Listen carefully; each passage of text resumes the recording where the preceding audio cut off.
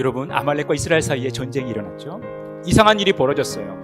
모세가 손을 들면 이스라엘이 이깁니다. 모세가 손을 내리면 아말렉이 이겨요. 이 전쟁의 승패가 모세의 손에 달려있다라는 거예요. 왜 모세가 손을 들면 이스라엘이 이기고 모세가 손을 내리면 아말렉이 이겼을까요? 여호수아는 아말렉과 이 전쟁의 현장 속에서 치열하게 싸웁니다.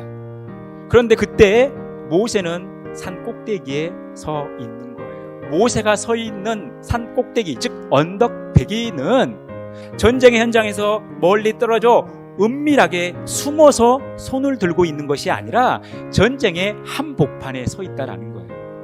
지금 모세는 전쟁의 한복판에서 손을 들고 있는 거예요. 하나님의 임재, 하나님의 권위, 하나님의 주권을 상징하는, 하나님의 능력을 상징하는 하나님의 지팡이를 손에 잡고 있는 거예요.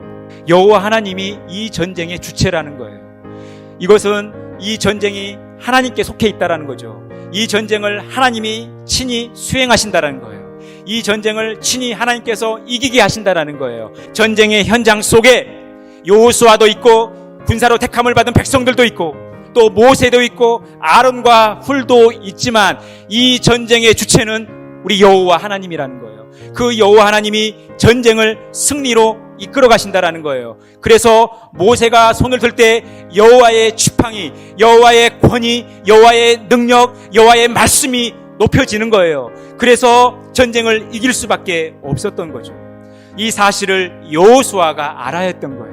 이스라엘 백성들을 이끌어가는 여호수아가 반드시 기억해야 될 것은 전쟁의 현장 속에 우리만 있는 것이 아니라 나만 있는 것이 아니라 하나님이 함께 계셔서 그 전쟁의 주체가 하나님이시고 이 전쟁이 하나님께 속해 있으므로 이 전쟁을 이기게 하시는 분 하나님이시기 때문에 그 하나님만 의지하고 그 하나님만 바라보고 그 하나님만 신뢰하면서 나가라는 거예요.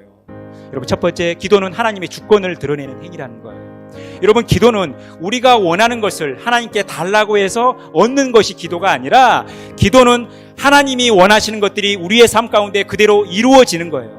우리의 기도는 하나님의 주권을 드러내는 행위라는 거예요. 하나님의 말씀, 하나님의 응답에 그대로 순종하는 것이 최고의 기도의 응답이에요.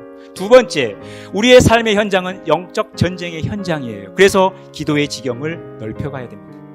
우리의 삶의 현장에 하나님이 역사하시니까 우리는 우리의 삶의 현장으로 우리의 기도의 지경을 넓혀 가야 된다는 것입니다. 세 번째, 기도의 현장감을 갖고 기도의 지경을 넓혀 갈 때 기도의 동역자를 만나게 되는 것.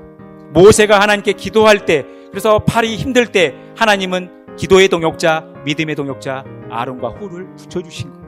여러분, 우리의 행복 중에 하나가 바로 이 기도의 동역자가 있다는 거예요. 마지막 네 번째, 우리가 기도할 수 있도록 하나님이 모든 것을 적절하게 배치하신다는 거예요. 우리의 삶의 현장이 치열한 전쟁터와 같다 하더라도 절대 낙심하지 마십시오. 그 상황을 허락하시고 적시적소에 하나님께서 귀한 것들, 하나님의 영광을 위한 것들을 위해 적절하게 배치하신 분도 하나님이시기 때문에 우리가 하나님께 소망을 두며 살아가는 것입니다. 여러분들이 기도의 현장을 넓혀가면서 하나님의 주권을 드러내시고 또 많은 기도의 동역자들을 많이 만나시면서 하나님을 자랑할 수 있는 복된 삶 살아가시기를 간절히 축원합니다.